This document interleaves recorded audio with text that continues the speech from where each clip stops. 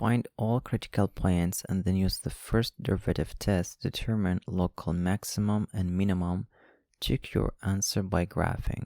And we are giving the first function as f of x equal to 3x to the 4 minus 4x cubed plus 6. So what we need to find here, a critical points, and then use the first derivative test to determine of this critical points are local maximum or local minimum or either. And then number 3, what we're gonna do is graph the function f of x.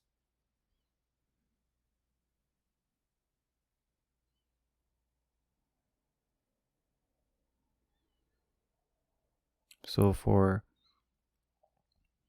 first one, we have to find the critical points. A critical point is where the first derivative is 0 or undefined. So we're gonna take the derivative of our function. It's gonna be using just the power rule. It's gonna be 12x cubed minus 12x squared. Here we can factor the 12x squared and gonna be multiplied by x minus 1. This is the first derivative. Now notice this function is actually defined for all values of x. So what we have to take care about is where is the first derivative is 0.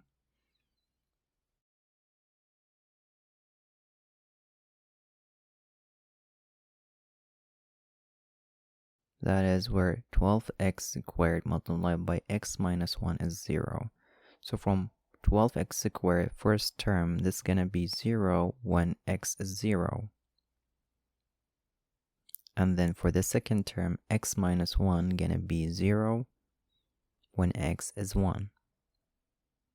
Now, these are our critical points.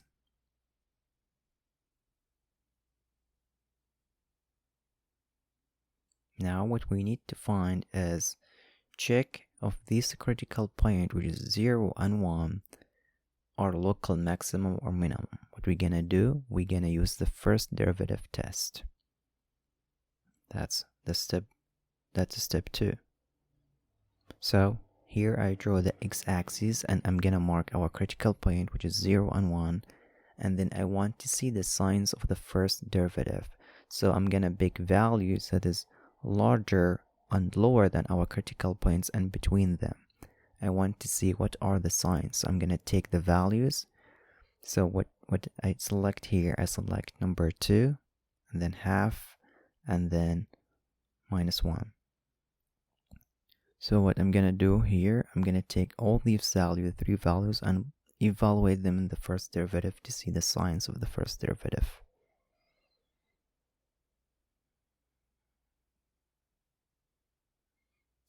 So in case of x equal to minus 1, gonna be evaluated as this. So the second term gonna be minus 2, which is gonna be negative. So and the first term is positive, so negative multiplied by positive is negative.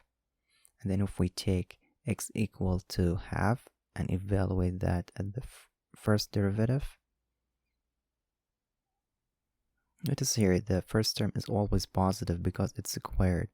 Here the second term is negative, so negative multiplied by positive, it's negative. Now let's take x equal to 2 and evaluate that in the first derivative.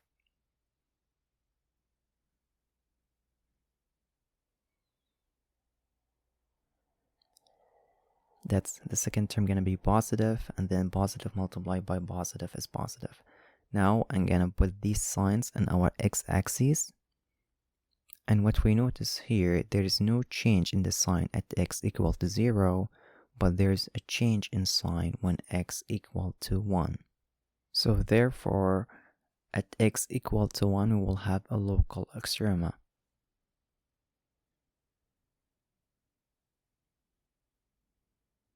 So what we notice here on the x equal to 1, it's going from negative to positive. So if the function of x is decreasing and then it's increasing, which means x equal to 1 is a local minimum, as you can see here in the shape.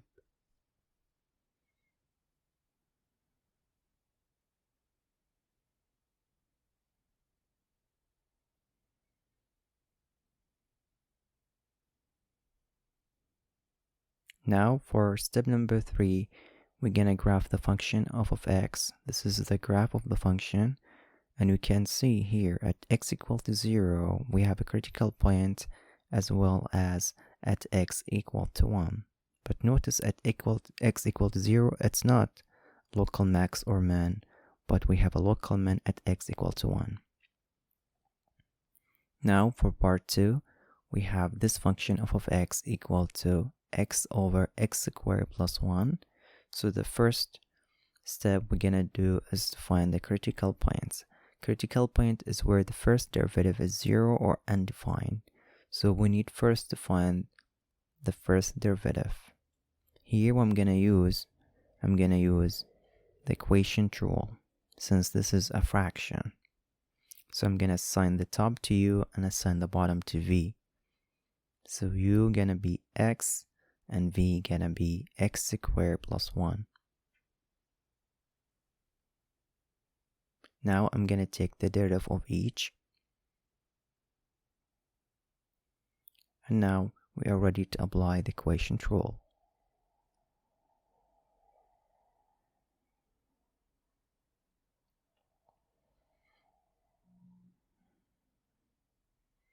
So u prime, which we're gonna be 1 multiplied by x squared plus 1, and then subtracted by u, which is x, multiplied by v prime, which is 2x, and over 6v squared, which is x squared plus 1 squared. Now what we just found is the first derivative, and we can simplify this more. So we have similar terms in the top, so we can subtract these. So it's going to be 1 minus x squared over x squared plus 1 all squared, and this is again the first derivative. Now we notice that where is the first derivative is undefined, it's where we're gonna have a number over 0. So that means just the bottom is 0.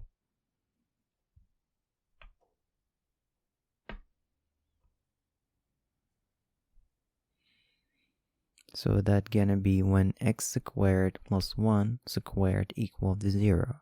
So we want to solve where it is undefined. So I'm gonna move 1 to the other side. It's gonna be x squared and minus 1. So what we notice here, we cannot take the square root of a minus 1 of a negative number, and also x squared can be never equal to minus 1. You can put 0, negative, positive values for x in here. It's gonna be always 0 or positive. Or what we can think about this term x squared plus 1 squared, the whole bottom term, it's never gonna be 0 for x equal to 0 or x equal to positive or negative values. So this function is actually defined for all x. So what we're gonna do now, we're gonna set the first derivative equal to 0 and solve for that equation. So when we have a fraction, when the top is 0, then that is gonna be 0. So I'm gonna just take the top of a prime of x, which is 1 minus x squared equal to 0, and solve that equation.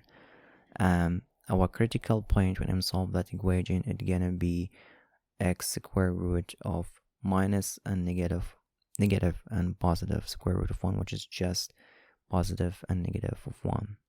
So now for step 2, I want to use the first derivative rule to see if this critical points are local maximum or minimum. So I draw the x-axis here and I mark our critical points.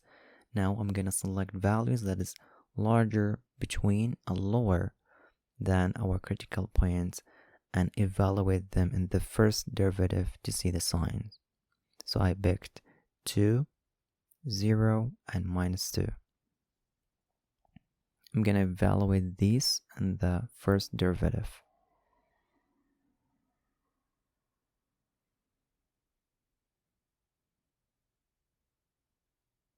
So in case of x equal to minus 2, But before that, notice this term in the bottom.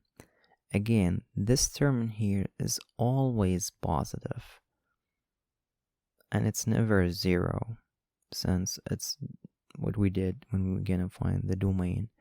So here, what we notice in here, we just have to care about the sign on the top.